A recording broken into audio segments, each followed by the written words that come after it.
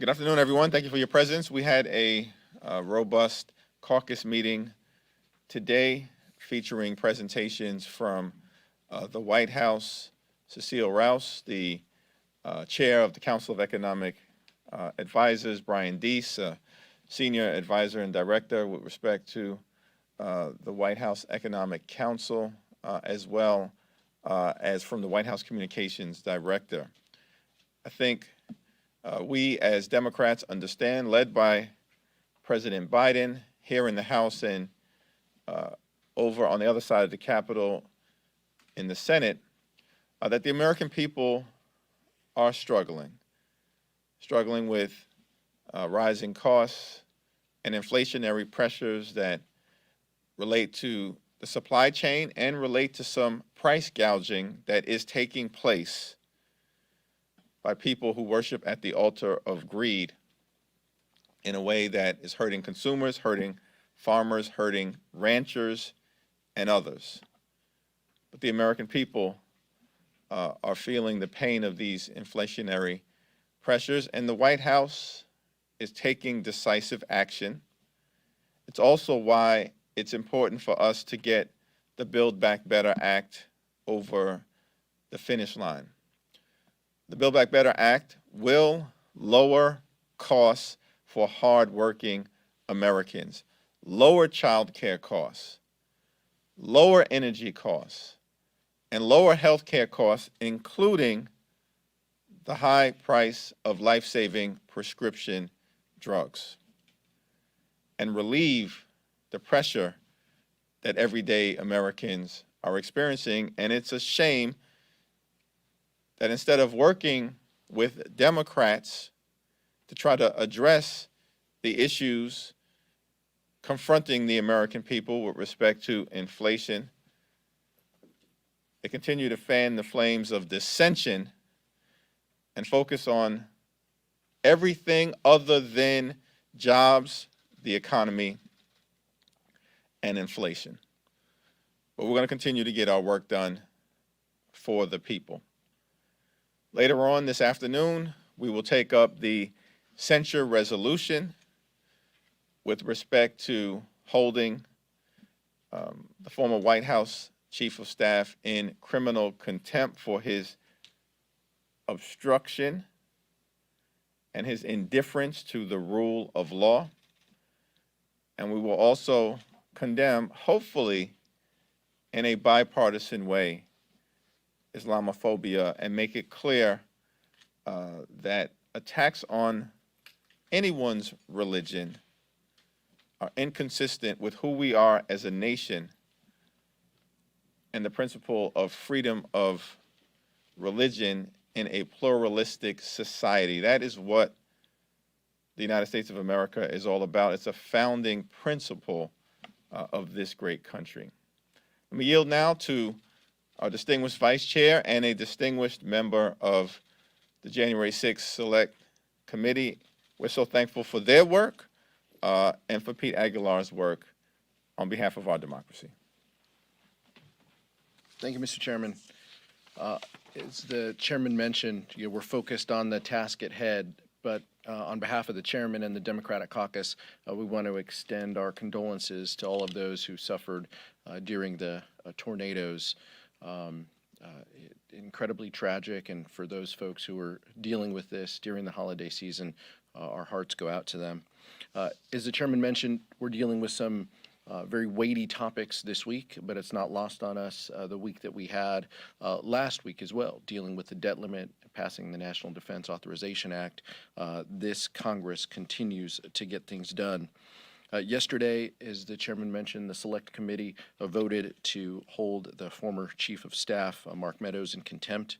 Mr. Meadows has shown that he will not cooperate with the committee's work, and we are now asking our colleagues on the floor to pass the same vote to hold him in contempt. He has no problem sharing details of his interactions with the former president in his book, if you buy it for $25, but he does not want to come before the committee to have those same conversations. The chairman also mentioned that we're going to extend the full faith and credit of the United States, as well as dealing with a bill to combat Islamophobia. Topics that are weighty and important, and shows the work that we are doing on behalf of the American people as we sprint toward the end of the calendar year. We're focused on these issues because it's right for the American people. And, we would only hope with respect to the Islamophobia bill. Unfortunately, our Republican colleagues are not willing to hold their members accountable. And so, while they continue to spew hate, we're going to continue to legislate. And so, with that, we're happy to take some questions.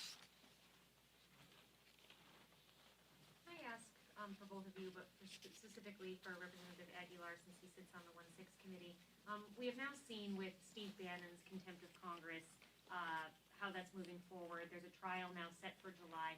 Are there concerns about the timeline here for the committee to be able to get their work done if Democrats don't win the House again in 2022?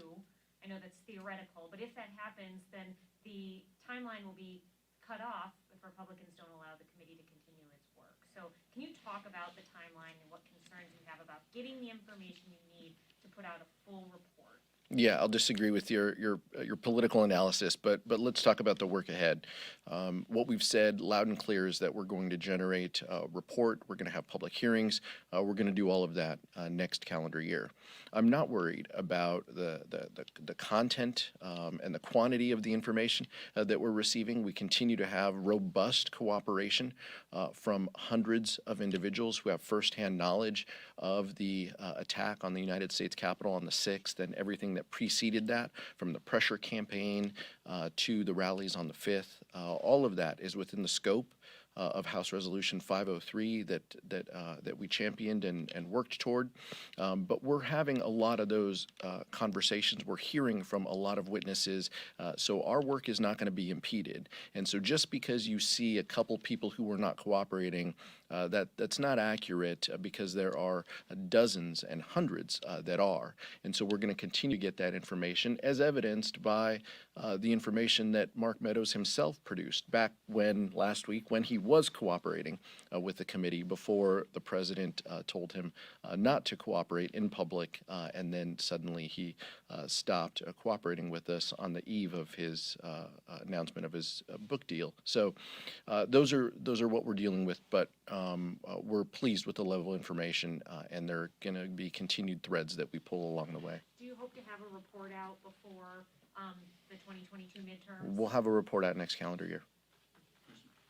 Yeah, I'll simply just add, there was a clear effort to overthrow the United States government on January 6th and in the weeks leading up to that fateful day. The January 6th Select Committee will get to the bottom of what happened, why it happened, and how do we prevent a violent attack on the Capitol and insurrection from ever happening again in our democracy. Garrett? I also had a question for Mr. Aguilar on January 6th related stuff, if I may. What was the committee hoping to communicate by sharing the text messages between Mark Meadows and specifically the ones during the attack where people were trying to get in touch with him to get in touch with then President Trump to speak out? What was the committee trying to convey by sharing those messages? What we're trying to convey is, our ultimate focus has been what happened on January 6th and what led up to January 6th. On the 5th, the rallies of the 5th, and the pressure campaign in December, utilizing the Department of Justice, the former president's attempts to utilize the Department of Justice to overturn the election.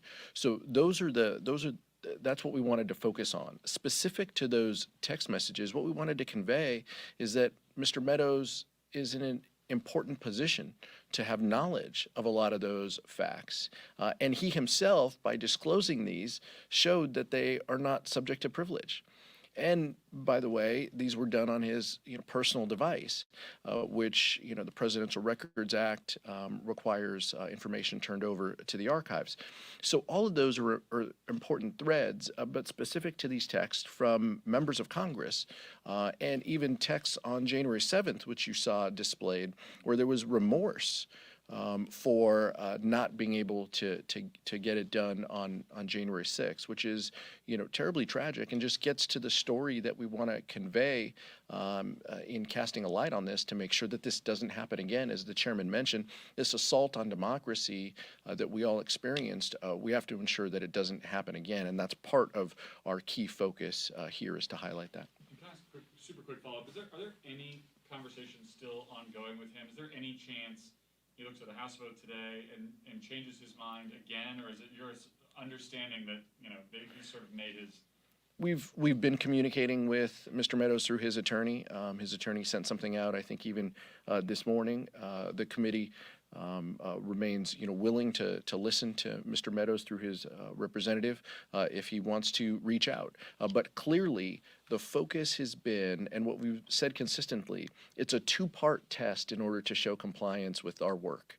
One is the production of documents. The second is sitting for a deposition or interview.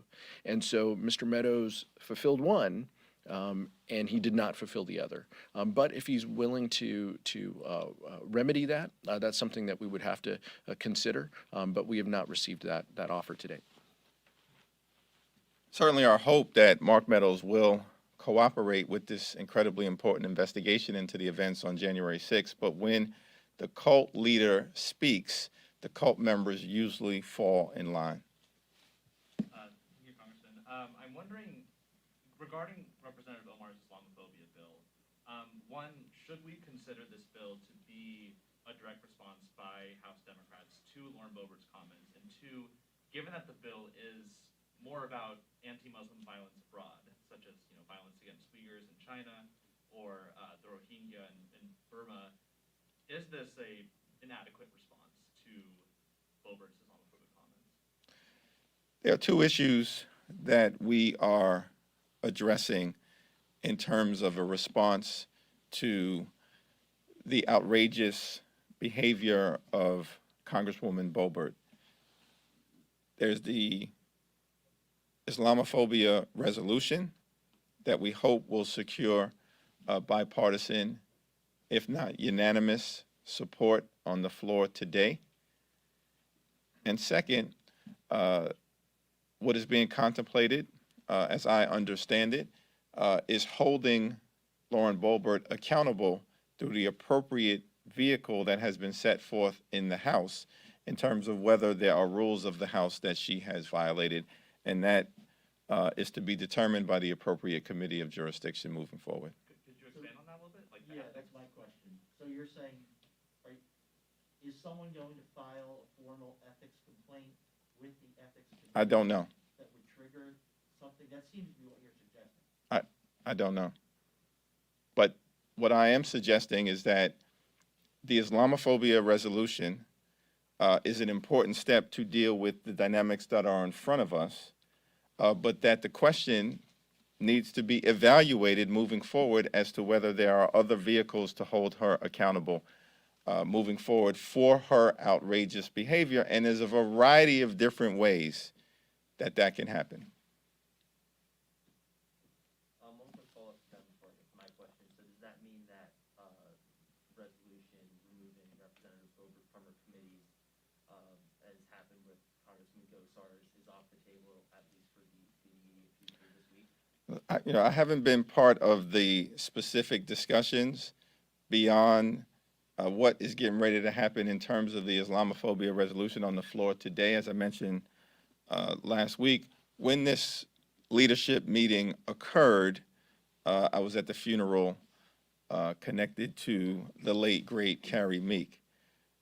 I don't think, as far as I can tell, anything specific beyond the Islamophobia resolution has been ruled in or ruled out.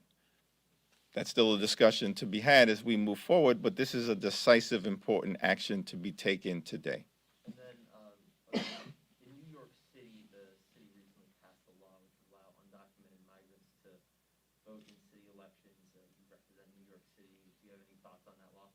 Yeah, I support, well, when you say undocumented migrants, I think that's a mischaracterization of the legislation. The legislation that passed the city council would permit legal permanent residents to be able to vote in municipal elections, and the law permits a city to make that determination. We, of course, exist in a system of federalism. New York City has made that determination. It's a determination that I fully support. This question is for Representative Aguilar.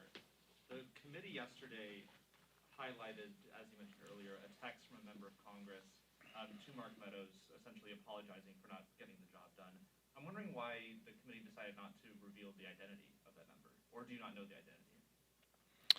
I think that there's more to come, and the chairman has talked about this. The committee knows a lot of details and communication, but at this point, I don't think that that's relevant to where we are. I think it's just important to know that there were people here in the building as the attack was happening in real time, who knew Mr. Meadows, who were reaching out, who were on that floor with us, and were reaching out to Mr. Meadows. And as you mentioned, the text after, it's important to know that they were colleagues of ours who felt that way. But I don't think at this point it's important to know the names of the individuals. But when the chairman feels compelled to relay that information, I'm sure you'll be the first to know. Is that last question? On Build Back Better. Last two. We'll go to Eve. Yeah. Build Back Better, what is the expectation at this point? What are you hearing from Speaker Pelosi, understanding that you're waiting on the Senate? But Yeah, is the House ready to come back at any time? The House is definitively ready to come back at any time to get the Build Back Better Act, to the extent that it is amended in part or in some form by the Senate, out of the House and to the President's desk. The Build Back Better Act is the third in a series of important bills that we have been working on this year in order to create millions of good-paying jobs, which has already occurred and will continue. Cut taxes for working families, low-income families, and middle-class families, which we will do as we extend the child tax credit that has benefited tens of millions of families with children across America. And we're going to lower costs for hardworking Americans in healthcare, in housing.